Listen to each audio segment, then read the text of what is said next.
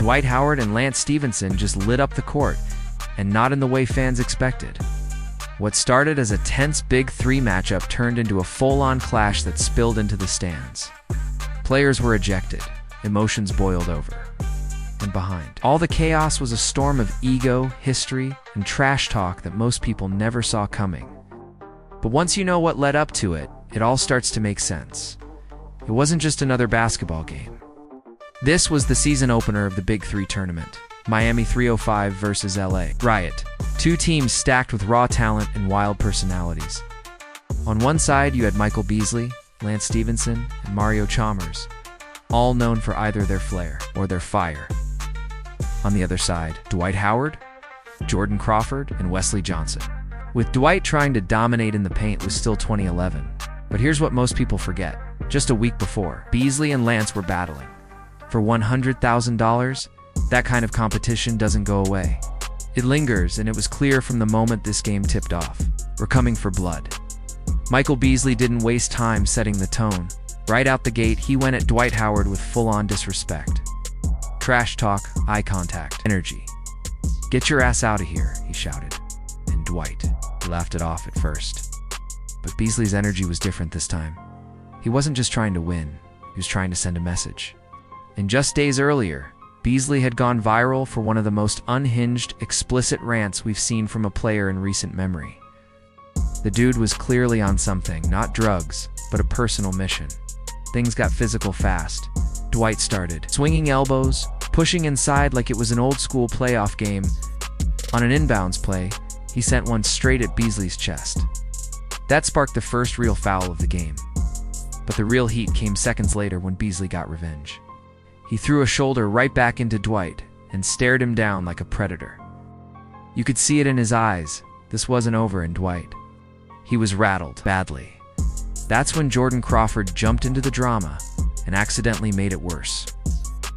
After getting called for a foul on Beasley, Dwight chimed in with a sarcastic, "That's gonna be a foul." It was the type of comment that sounds small, but in a game like this, it's gasoline. Beasley turned toward Dwight, barking back, and Beasley blew past Crawford for an and-1 and made sure everyone heard what he said at the free throw line. Too little a taunt, sure, but it was also a warning. No one was backing down tonight. Now, here's where things flipped. Jordan Crawford got fed up with Lance Stephenson. After drawing a foul with a slick spin move, Lance complained to the refs and Crawford wasn't having it. So next time down, he called an ISO, drove baseline, made the layup, and stared Lance down like he just stole his lunch. Then he looked down at him, not just at his face, at his entire body. The message was clear: you're beneath me. For someone like Lance Stephenson, that's all it took. 1 second later, the ball came flying toward Crawford's chest. Lance had thrown it hard. And suddenly, the match turned into something else entirely. Now things were out of control. The refs couldn't contain it. The players didn't care. The fans were on their feet, unsure whether to cheer or brace for a brawl. But it didn't end with that scuffle. Miami 305 was up 48-44 when Dwight Howard got tangled up with Lance. They started grabbing, holding, talking. Then Lance snapped and threw an elbow. Dwight responded. The two locked up and it turned into a full-blown altercation that spilled into the stands. People were pushing, yelling, chaos. And right in the middle of it all, Gilly the Kid. Yes, the rapper. He stepped in and tried to cool things down. Yo, chill out. "We on TV, dog," he said, repeatedly. You could hear the tension in his voice, like he was watching a car crash in slow motion. And for a second, it looked like it worked. But the refs had already made their call.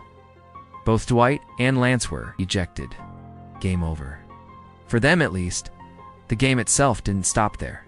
Chalmers hit a cold-blooded reverse layup to seal the win for Miami, 305. But let's be real, nobody was talking about that finish. Everyone was talking about the fight, about the drama, about whether Dwight was trying too hard to be the enforcer, or if Lance let his emotions ruin the night. The fans had opinions. The footage went viral, and suddenly, the Big Three had their moment.